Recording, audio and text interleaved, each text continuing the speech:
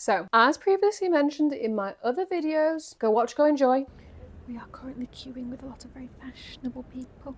I'm investigating the nexus of luxury and designer brands, the general public, which is usually very craft agnostic, and understandings of craftsmanship. And I'm doing so by attending all the different luxury experiences currently on offer in Tokyo. So, on to the next experience. And as indicated by the graphics before you, the next luxury experience up for being visited, shocker, in Ginza, was the ONITSUKA Tiger Cafe 75 in their special red concept store. I can't lie to you, the queue's got the better of me. And she is unfortunately disqualified from the list. Yeah. I actually attempted it 3 separate times, and every time there's a queue round the block, and I said, no, it's a cafe. None of us were thinking it was going to be a big scorer, so it's probably not that much loss.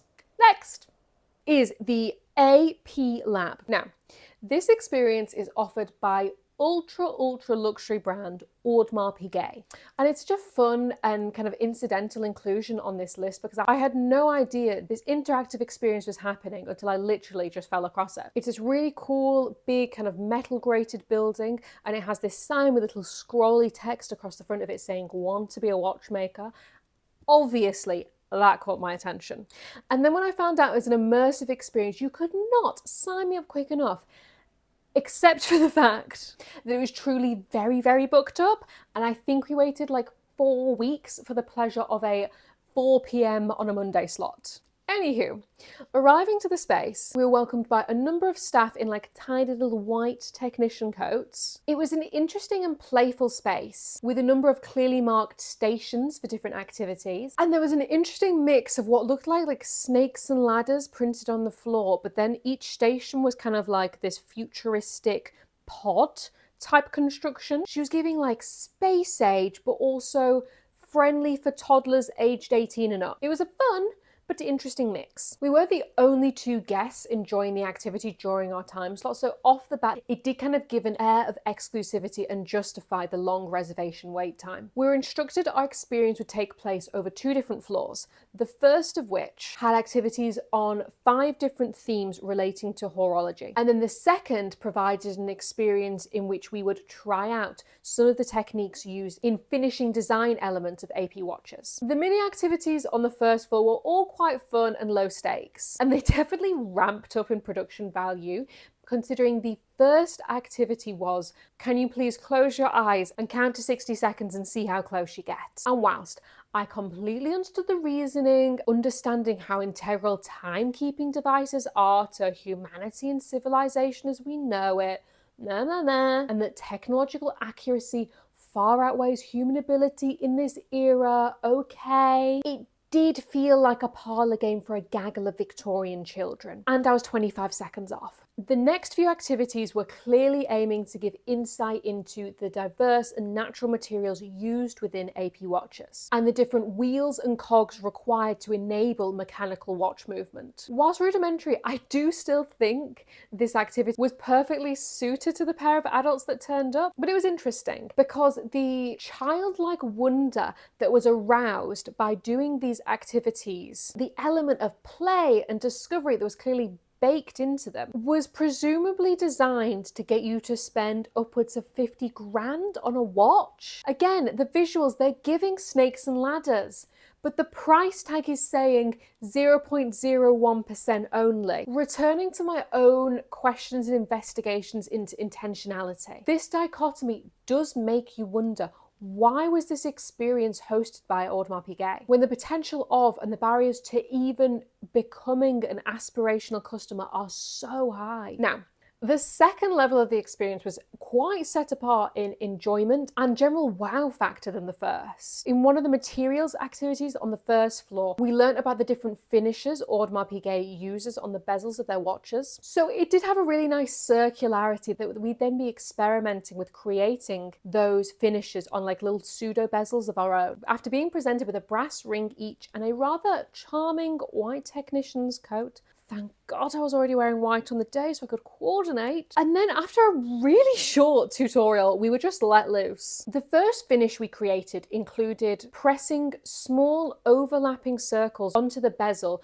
to create an overall kind of rippled crescent moon effect. And it was really interesting to utilize my own physicality in creating this impression upon the bezel, because feeling how the slightest pressure was required did make me question the overall hardiness of this watch, like when it's in everyday use. I mean, is an Audemars Piguet ever in everyday use or not? Not in the price bracket to know. Then we moved on to creating what was, I believe, called the hairline finish, which also required equally delicate impression upon the metal. You literally took the bezel and dragged it down sandpaper like in the same direction like 5 times. And then we finished with the absolute scariest finish, which was the hammered frosted finish, which involved a tiny but very powerful vibrating drill that I'm truly still shocked we were allowed to operate with no safety equipment and very, very little instruction or a consent form. I understand it's not that big of a deal, but this is Japan. They love being cautious. The AP staff really made this experience.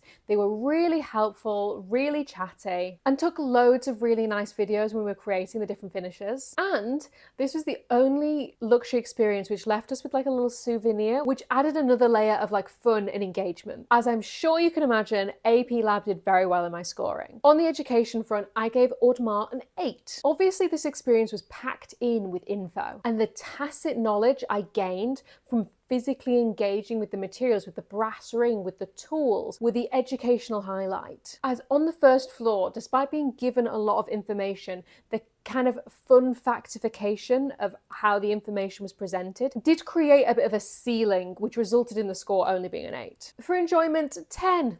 No notes. Would recommend to all if you can get a reservation. Brand affiliation, I scored a bit lower. I gave it a 6. I have such a personal barrier knowing how prohibitive the prices are of these objects. And to be honest, even if I could afford it, I don't think the aesthetic ever would be me. On craftsmanship love, I went for a 7.5. They drop points because there wasn't too much acknowledgement of the actual craftspeople who are doing the work. It was very much like a faceless, nameless worker doing it under the AP branding. But regardless, I always believe that actually being able to engage with the tools and the materials of production always affords kind of immediate maximum audience appreciation of craftspeople. So that gives it an overall rating of 31.5.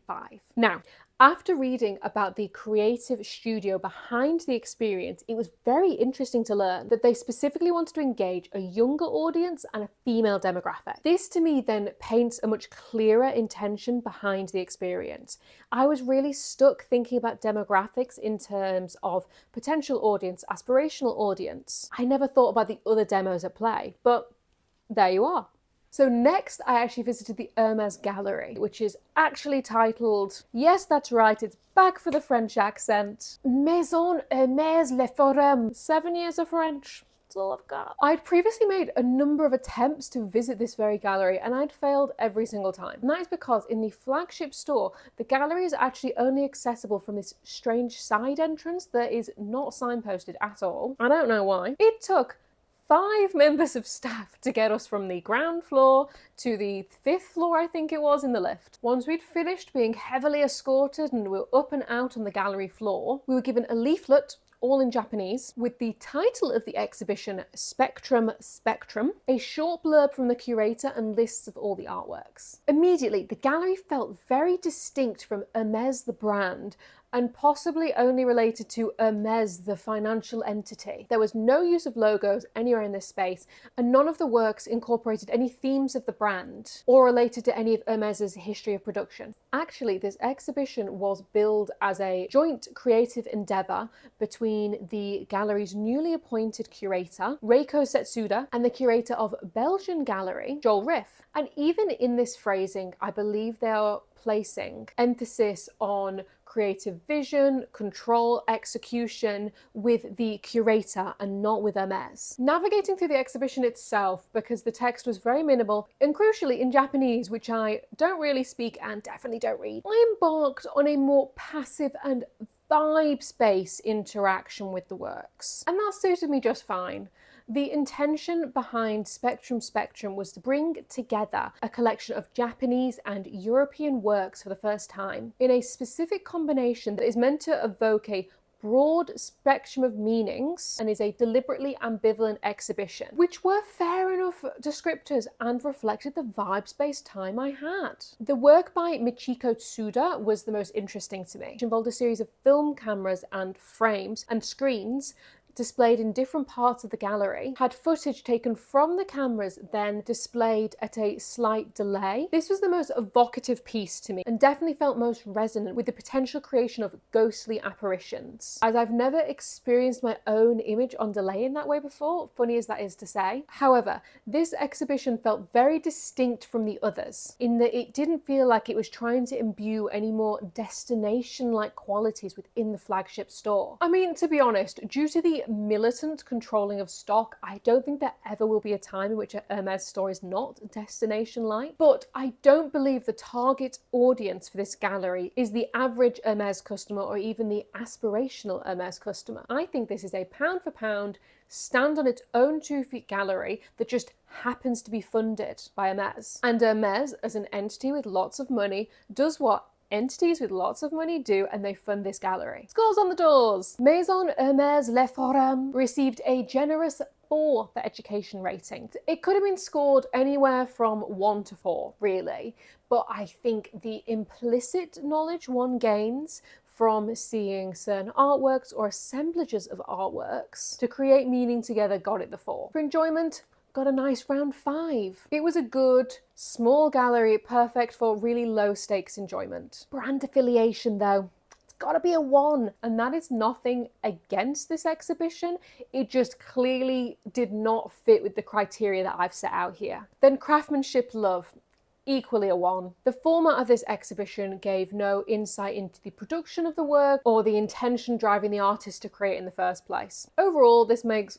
not a great rating for CCS of 11. So, what can we learn from this dip? And I truly mean dip into luxury experiences, because next month there'll be a whole new roster of them to attend. What do they tell us about general population and their understandings of craft? Well, I still believe that these experiences are vessels for brands transmitting the most concentrated messaging about their mission, ethos, and ability to provide for the customer. And the positioning of these experiences are giant tourist outposts, their flagship stores, all further emphasize the ability of these experiences to act as locuses of meaning. And across these experiences, we have seen a spectrum, not spectrum, we have seen a spectrum of different messages being communicated. And some of them certainly are aligning the brand and the objects they produce with ideals and understandings of craftsmanship. Loewe and AP, my winners, taught their audiences about the care, knowledge, and expertise that contributes to the production of their goods. A cafe like Dior